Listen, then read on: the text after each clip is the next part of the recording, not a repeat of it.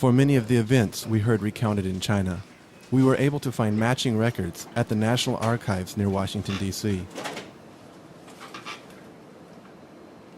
Once we figured out how to use the equipment, that is. 先查4年的。这我这还有很多4、5年，从4、5年1月的，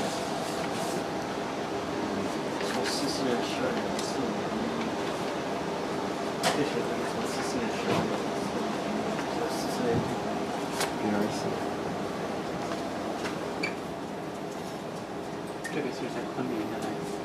对，但是就2个。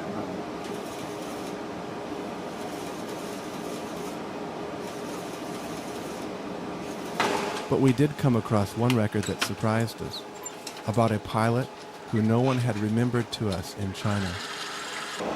44年的15日，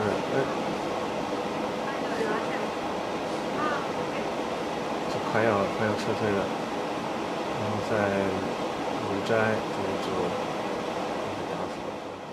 Among the thousands of files listing war losses that we saw, the single word typed on the page jumped out at us: Luzhai, the name of a town in northern Guangxi. A pilot had died there, yet we had never heard of a crash at that place. This fatal crash was the second crash for the pilot, Second Lieutenant Jerome Eisenman. Later, further research showed that the pilot's body had never been recovered. How could he have been forgotten when so many had been remembered? So we start to search. I ask friends at the Liuzhou City Culture Bureau, but they cannot come up with any leads, even after going out to the general area listed in the U.S. report. And calls to officials in that area produce no real results. The editor of the Liuzhou Daily newspaper publishes a request for information in the newspaper, and we get several calls from readers who think they know about the crash. Over several days, we go to a number of locations and hear the stories recounted.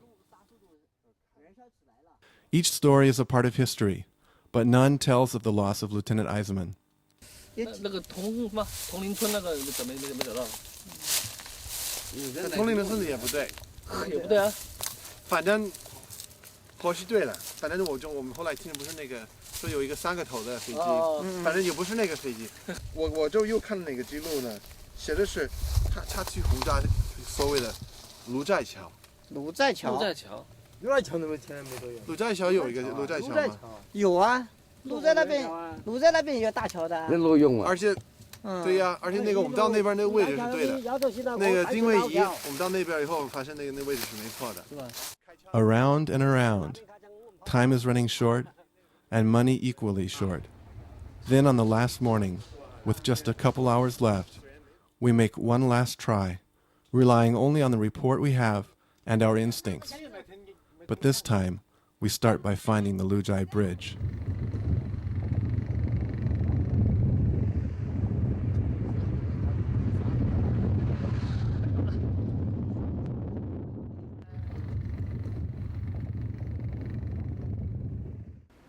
Okay, well, we've been looking for several days to find the crash site of Jerome Eisenman. We had the records. We'd heard there was a plane crash. We searched for several days. We found several other plane crashes.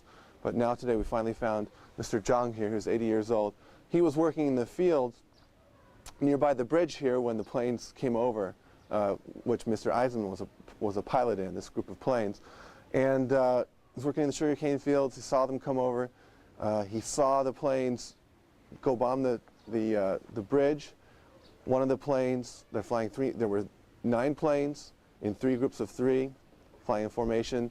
One of these groups of 3, the middle plane was hit, started leaving smoke, and fell out of the formation and crashed into the mountains. So we've got, it all matches up. 1945, April, which all numbers he was able to give us. Very detailed account. Pretty sure we found the place where Jerome Eisenman was killed.